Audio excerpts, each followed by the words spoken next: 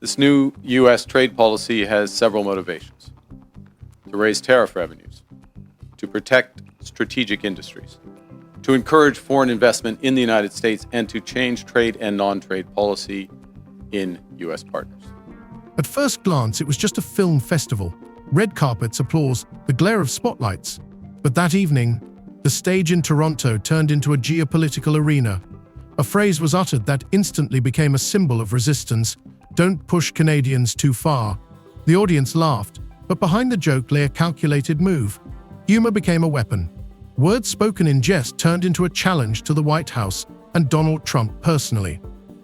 In a positive and very important development earlier this month, just a few weeks ago, the United States reaffirmed a core commitment to our free trade agreement, CUSMA, by reinforcing that those Canadian exports to the United States that are compliant with that agreement, that are compliant with CUSMA, will not be subject to U.S. IEEPA tariffs. Why did a simple hint, uttered in Canada's cultural capital, prove more important than dozens of official statements? The fact is that behind the scenes of the festival, a much more serious drama was unfolding. Just a few days earlier, Washington had raised tariffs on Canadian goods. This measure hit aluminum, steel, wood, and entire regions. Formerly, it was called reciprocal duties. In reality, it was a blow to the heart of the economy. But Ottawa was not going to remain silent. The Canadian Prime Minister turned the festival into a podium. His words contained not only irony but also a warning: Canada would not allow itself to be dictated to. And that was only the beginning.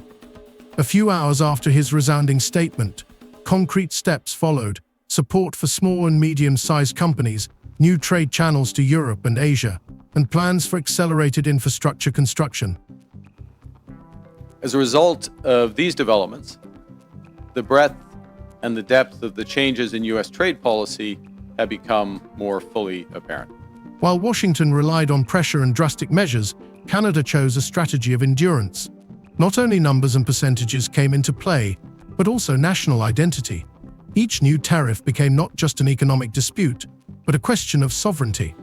The intrigue intensified with each passing week. Trump expanded the tariff package, extending it to hundreds of goods. Prices for food and clothing rose in the US, and experts warned of a decline in real incomes. But the White House continued its line of tough pressure. Ottawa, however, decided to play a different game: fewer loud threats, more calculated steps. As in previous trade disputes, Canada has implemented a series of retaliatory tariffs. Their objectives have been to protect Canadian workers and businesses and to incentivize a negotiated settlement with the United States. Few other countries followed suit. Canada has trump cards that Washington cannot forget: millions of barrels of oil, billions of cubic meters of gas, critically important minerals that are indispensable to both the U.S. automotive and defense industries. These are resources that cannot be replaced overnight, and Ottawa knew it. But behind the dry figures lay a human story. For Americans, the trade war resulted in higher prices in stores and job losses. For Canadians, it was a struggle for their place in the world, for the right not to be a junior partner in relations with their southern neighbor. In the end, one humorous comment became the starting point for a great story. A story about how the cultural scene turned into a political battleground. How humor became a weapon and the economy became the front line. And the main question that remains unanswered: who will hold out longer? Today we will examine how a few phrases from the festival stage turned into a statement of national strategy. What is behind Donald Trump's tariffs? And why Canada's response turned out to be much deeper than just a political retort. Those trade deals with other countries also have limited or no relief from those sectoral tariffs in those strategic industries such as steel and autos. They include substantial commitments by the U.S. trade partners for investments in the United States and significant unilateral trade liberalization measures by U.S. trade partners. When the joke "Don't push Canadians too far" was heard on stage in Toronto, many in the audience took it as a light-hearted cultural gesture. Hardly anyone in the audience, applauding amid red carpets and camera flashes, suspected that at that moment a new line of confrontation between Ottawa and Washington was being drawn. The words spoken at the festival were masterfully disguised as humor, but contained a direct warning. It was a code accessible only to those who saw what was happening outside the film industry. That evening, Toronto became an arena for political struggle, where art, cinema, and satire became a language of resistance. The phrase sounded like a joke about the Canadian character, but it was a reference to the harsh economic reality. Just a few days before the festival, Washington raised tariffs on Canadian goods from 25% to 35% on wood, aluminum, and steel. This decision resonated in both countries because it affected not only large corporations, but also thousands of family businesses that supplied metal and wood to the US domestic market. Canadian analysts estimated at the time that each week of the new tariffs cost the Atlantic provinces approximately $120 million. But in his public speech, the Prime Minister decided to speak not in the language of statistics, but in the language of symbols. He referred to the image of John Candy, a beloved actor who often played simple but resilient characters who sooner or later stopped tolerating pressure and began to fight for themselves. This image brought smiles, but in fact it was carefully chosen.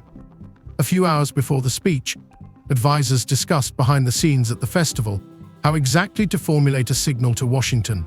It was decided that a metaphor through cinema would work better than any dry statements from the Ministry of Trade.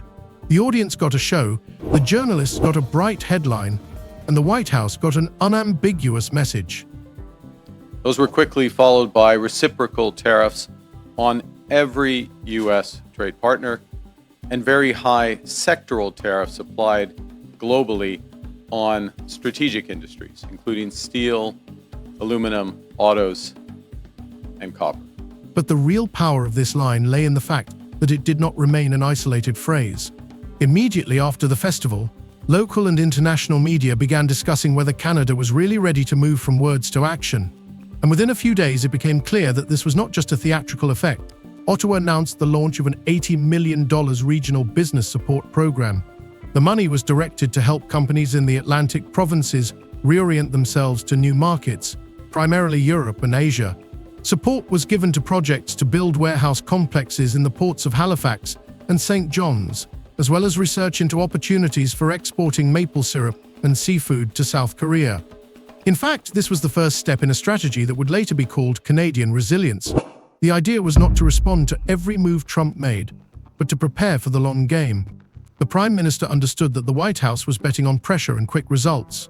Canada, on the other hand, could counter this with patience and a gradual strengthening of its independence. However, the real situation was more complicated than it appeared in press releases. Behind the scenes, the government was receiving alarming reports.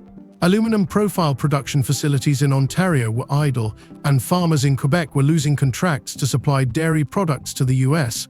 Several large factories in Saskatchewan had already warned that without access to the US market, they would have to cut back on shifts.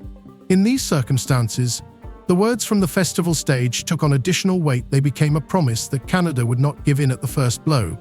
In Washington itself, the response to the words from Toronto was faster than Ottawa had expected.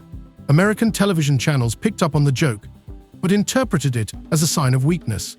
Commentators close to Trump's circle claimed that Canada was hiding behind cultural references because it has no means of exerting pressure. The day after the speech, one of the White House's leading economic advisors said in a closed interview, "We will test how much patience they really have." The United States has also imposed substantial trade actions on the Canadian lumber industry.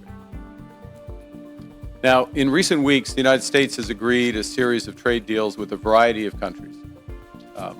And these deals have several aspects in common. First, baseline tariffs that cover a broad range of goods and services that are substantially higher than those U.S. tariffs that existed before. And the test was not long in coming. A week later, Trump announced an expansion of the tariff list, adding more than 400 industrial goods to it. Canadian railway companies that supplied railcars to the US were at risk. Even items such as garden equipment and household appliances were subject to new tariffs. Formally, this was explained by national security, but Ottawa saw it as a direct attempt to break the will to negotiate. At this point, the Prime Minister made a move that was not widely publicized but had a significant impact. He instructed the Department of Energy to prepare an analytical report on US dependence on Canadian resources. The report showed that more than a quarter of the uranium for American nuclear power plants comes from Canada, Millions of barrels of oil cross the border every day, and gas pipelines provide more than 8 billion cubic meters of fuel per day. This data formed the basis for closed consultations where the possibility of using energy as a lever of pressure was discussed. The topic was not raised openly at the time, but the signal was sent. Meanwhile, there was a struggle going on within the country. Provincial leaders demanded an immediate response to US tariffs, with some insisting on a complete mirror increase in duties. But the Prime Minister decided to take a different path, limited retaliatory measures plus an emphasis on long-term projects. A 25% tariff was imposed on American consumer goods, from beverages to motorcycles. The goal was simple: to hit politically sensitive regions of the US without destroying the basis of trade. The decision was met with mixed feelings by the public. On the one hand, residents supported the idea of resistance. On the other hand, stores began to warn of price increases for popular American products. Newspapers published photos of shoppers discussing whether they could give up their usual brands of soda or replace them with local equivalents. In this tense climate, a humorous remark from the festival ceased to be a joke and became a slogan. In fact, the average U.S. tariff rate on the world has jumped from just over 2% at the end of last year to almost 16%, 8 times higher. 16% currently. Thus, the first weeks after that speech turned into a real test for Canadian politics. The words from Toronto triggered a chain of events, from new tariffs and veiled threats from Washington to Ottawa's retaliatory measures and the search for alternative markets. The Canadian government found itself caught between two fires: internal pressure and external blackmail. But it was at this point that what would later be called the new Canadian strategy began to take shape, a combination of cultural symbolism, economic resilience, and a cautious but firm response to Trump's actions. As the initial emotional outbursts surrounding the festival remark began to subside, it became clear that events were taking on a much broader scope. The issue was no longer limited to individual tariffs or clever metaphors. Canada was faced with the task of rethinking its place in the global economy. That is why the Prime Minister began to talk more and more about a rupture in the global trading system, rather than temporary difficulties. His words sounded alarming. The era of predictable rules was coming to an end, and chaos was taking its place. And this chaos required not only patience from the country, but also systematic steps. In Ottawa, they began to prepare a plan that would later be called the Canadian Reset. It included several areas of focus. The first was the acceleration of domestic infrastructure projects. This involved not only traditional roads and bridges, but also the creation of smart logistics corridors. The plan was to equip freight routes with sensors to track the movement of goods in real time. These projects were funded through a new Office for Major Projects, designed to reduce bureaucratic delays. In the corridors of the Canadian Parliament, it was said that this was the 21st century response to the 20th century trade war. At the same time, the Buy Canadian initiative was developed. Its meaning was simple: to stimulate domestic demand to compensate for losses from American barriers. But behind this slogan lay a much deeper idea. For the first time in decades, the government decided to actively influence consumer habits. Special labels indicating the Canadian origin of goods began to appear on store shelves. Advertising campaigns were even launched on television, where famous athletes and artists urged people to buy products and goods made at home. This emotional emphasis created a sense of national unity, and at the same time, pushed businesses to localize production. And to these ends, the United States has announced a series of trade actions. Those began near the start of this year with the so-called IEEPA tariffs against Canada and Mexico based on U.S. concerns about the border and fentanyl trafficking. But tensions remained in the domestic market. Canadian companies complained that without access to American consumers, it was difficult for them to expand. That is why the second direction of the strategy was to diversify foreign trade. Just a few weeks after Ottawa's first steps, a delegation of ministers flew to the European Union. They discussed the accelerated expansion of exports of not only raw materials but also finished products. Particular attention was paid to agriculture. European supermarket chains showed interest in Canadian meat and grain. In Asia, new contracts were considered for the supply of fish, seafood, and even organic beverages. Not everything went smoothly. In Brussels, the Canadians faced strict quality and certification requirements. In Tokyo, negotiations dragged on due to competition with Australia. But the very fact that these steps were being taken showed that Canada no longer intended to depend on just one neighbor. The media increasingly suggested that the trade war with Washington had been a painful but necessary impetus for the country to reorient itself toward the global market. Unlike Canada, Washington was betting on a completely different strategy. Donald Trump consistently turned tariffs into the main instrument of his economic policy. In essence, tariffs became a symbol of his rule, just like the slogan "Make America Great Again." The argument was simple: bring jobs back home and make partners pay for unfair trade. But behind this simplicity lay a complex reality. Independent studies, including those from Yale and the University of Chicago, warned that tariffs would lead to higher prices for households. Newspapers published stories of Americans facing higher prices for essential goods, from clothing to food. For Canadians, this contrast was particularly striking. Ottawa emphasized national pride and economic stability, while Washington focused on threats and pressure. While the Canadian Prime Minister spoke of diversification and patience in his speeches, Trump publicly threatened to impose 100% tariffs on key goods. And while Canada remained focused on long-term strategies, the US focused on short-term political effects. Specifically, under the new US approach, countries must now buy access to the world's largest economy through a combination of tariffs, investments, unilateral trade liberalization, and policy changes in their home markets. Nevertheless, it cannot be denied that the American tactics had some success. Some Canadian companies began to scale back production or move it to the US to avoid barriers. This sparked fierce debate within Canada. Some argued that the government should take tougher action and impose a complete mirror embargo. Others insisted that the main thing was to hold out and not destroy economic ties completely. In this discussion, the words spoken on the festival stage were recalled: "Don't push too far." Against the backdrop of these contradictions, it was especially important to maintain public confidence. The government organized a series of meetings with entrepreneurs in different provinces. In Halifax, they discussed the prospects for maritime trade with Europe, and in Calgary, the possibilities for oil and gas supplies to Asian markets.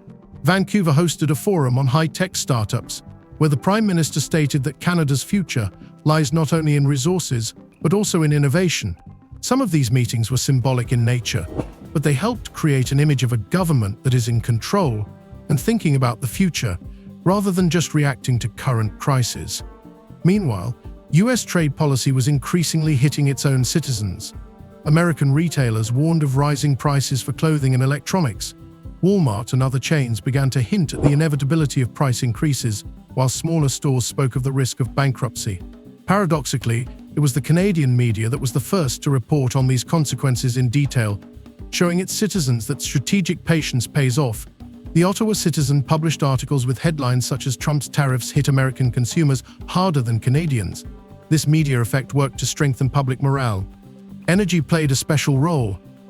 Canada understood perfectly well that the US's dependence on its oil, gas, and uranium was not just a statistic, but the key to negotiations. Even without voicing harsh conditions, Ottawa made it clear that it had leverage that could not be ignored. Some journalists wrote about closed reports that modeled a scenario of supply restrictions. Officially, such plans were denied, but the very possibility of their existence strengthened the negotiating position. All this formed a new balance of power. Canada demonstrated that it did not intend to act rashly, but that it would not remain idle either. It built a system of protection, domestic consumption, new markets, strategic resources. The US continued to apply pressure with tariffs, but gradually felt growing resistance both from Canada and within its own economy. As a result, by the fall, a sharp contrast had emerged. Canada spoke of a break, but acted methodically, building a new economic architecture. The US proclaimed the return of jobs, but faced rising prices and consumer discontent. This contrast became the main line defining the further development of the conflict.